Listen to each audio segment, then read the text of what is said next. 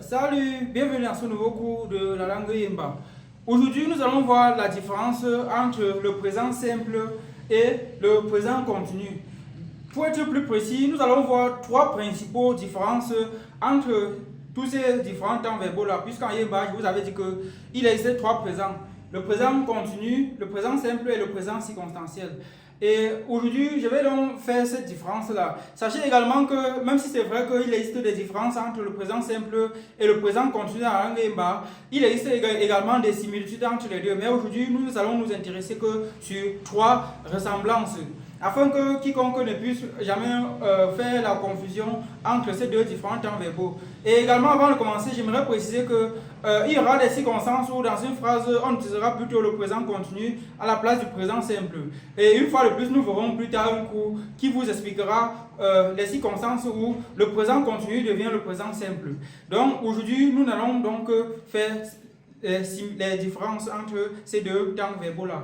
La première différence que vous devez savoir, c'est que quoi? C'est que pendant la conjugaison d'un verbe au présent simple, il n'y a pas d'utilisation de l'auxiliaire être, comme c'est le cas pendant la conjugaison au présent continu. Remarquez que ici au présent continu, nous avons l'auxiliaire être ici et ici. Je vais faire rapidement lire tous ces deux verbes. Ça, ce sont les verbes. J'ai conjugué le même verbe à deux temps verbaux, au présent simple et au présent continu. Ici, c'est le présent simple et ici, c'est le présent continu. Mais ça, c'est quel verbe? C'est le verbe le ça, le son. Le ça, le son, ça signifie rire aux éclats. Et le ça, le son, avec le ton moyen, ça signifie casser la dent. Hein? Le ça, le son, avec ce ton moyen, c'est casser la dent. Il ne faut pas confondre. Je dois conjuguer au présent simple ici. Mung ça le son, ou ça le son, a ça le son, peu que ça le son, pe ça le son, po ça le son. Voilà, vous avez compris. Mung ça le son, ou ça le son, a ça le son, peu que ça le son, pe ça le son, po ça le son. Vous avez vu ici. Au présent continu, qu'est-ce qu'on dira? Mung ici, un ça le son, ou ici, un ça le son, a ici, un ça le son, peu que ici, un ça le son. Père ici, un ça le son. Pour ici, un ça le son. Vous voyez, moi ici, ça le son. Je suis en train de rire aux éclats. Ou ici, ça le son. Je suis en train de rire aux éclats. Ah ici, ça le son. Il ou elle est en train de rire aux éclats. Père ici, un ça le son. Nous sommes en train de rire aux éclats. Père ici, un ça le son. Vous êtes en train de rire aux éclats. Pour ici, un ça le son. Il ou elle sont en train de rire aux éclats. Donc, comme vous pouvez le constater, nous avons rapidement conjugué ces verbes-là, comme vous êtes en train de le voir. Donc, voilà maintenant à quoi ça ressemble. Donc, ici, vous voyez la différence. Quand on dit présent continu, pendant la conjugaison, j'ai dit, moi, si ça le son, je suis en train de rire aux éclats. Alors que ici, même ça le son, c'est je ris aux éclats. Donc, est-ce que vous comprenez la différence?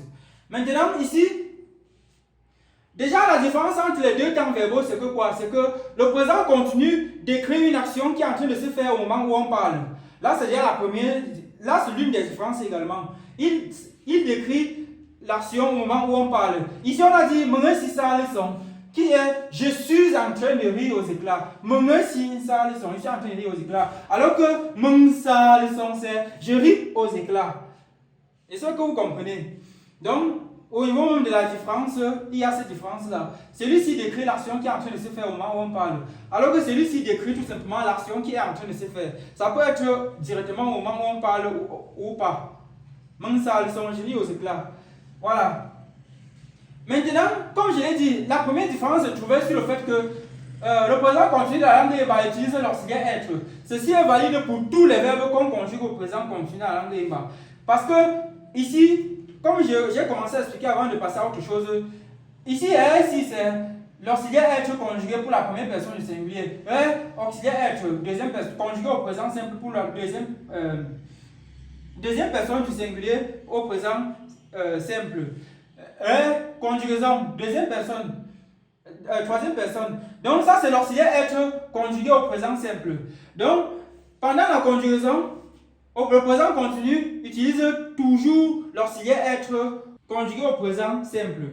Donc, il y a une partie de présent simple dans le présent continu. Et c'est ça que je suis en train de dire. Cette partie-là, c'est la conjugaison de l'auxiliaire être à tous les 6 pronoms personnels. Ça, c'est le premier pronom, deuxième, troisième, quatrième, cinquième, sixième pronom personnel. Donc, c'est ça que vous devez connaître.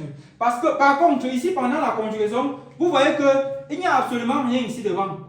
Alors qu'ici, il y a jusqu'à 2 éléments. Il n'y a rien ici. Il n'y a pas l'auxiliaire être conjugué au présent ici. C'est ça la différence. Alors qu'ici, il y a. Deuxième différence, le présent continu utilise tout le temps si pendant la conjugaison. On a dit il y a un si, ça utilise si. Le si ici que vous voyez là, quel que soit le verbe conjugué au présent simple, que même si c'est un verbe irrégulier, ça utilisera si. Donc il y a si, deuxième différence. Le présent continu utilise si, alors que le présent simple n'utilise pas. Il n'y a quasiment rien ici devant. Donc, on a dit si, ça, le son. Donc c'est ça déjà la deuxième différence. La troisième différence, c'est que quoi? C'est que le présent continu utilise pour tous les 6 pronoms personnels la deuxième forme de l'infinitif, alors que le présent simple utilise seulement la deuxième forme de l'infinitif que pour le premier pronom personnel. Alors que le présent continu utilise cette première forme de l'infinitif là pour tous ces 6 pronoms personnels. Donc c'est ça que vous devez voir en termes de troisième différence. C'est-à-dire la deuxième forme de l'infinitif est utilisée ici. Et j'avais fait un cours dans cette chaîne-ci là pour vous montrer comment est-ce qu'on conjugue un verbe au présent continu dans la langue Imba. Je vous avais fait ça. Donc si vous n'avez pas vu, vous devez d'abord voir ça avant de voir ici. Parce que si vous ne voyez pas ça, vous voyez ici, vous serez bien perdu. Donc il faudra donc prêter attention. Celui-ci utilise ça pour tous ces 6 pronoms personnels, c'est-à-dire la deuxième forme de l'infinitif. Et maintenant, ça utilise donc la terminaison. Donc, nous avons vu 3 différences. Le premier, c'est que le présent continu utilise l'auxiliaire être conjugué au présent simple pour tous les 6 pronoms personnels que voici. La deuxième, c'est que le présent continu utilise si, alors que celui-ci n'utilise pas si. Ça utilise si, quel que soit le verbe. Et la troisième différence, c'est que le présent continu utilise tout. Elle utilise en effet la deuxième forme de l'infinitif ajouté à ça à la terminaison. Parce qu'ici, c'est la terminaison. Vous voyez, là, c'est la terminaison. Mais ça utilise la deuxième forme de l'infinitif pour tous les 6 pronoms personnels. Alors que pour le présent simple, ça utilise la deuxième forme de l'infinitif que pour le premier pronom personnel.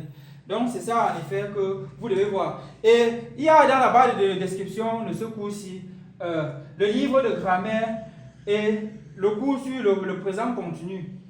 En tout cas, même si le cours sur le présent continu n'est pas dans la barre de description, vous devez regarder dans la chaîne. Il y a déjà le cours sur le présent continu.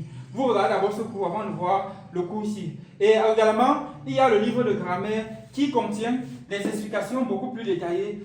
Puisque ici, si je ne peux pas me mettre à tout expliquer ici là. Donc, c'est en effet ça que je voulais préciser.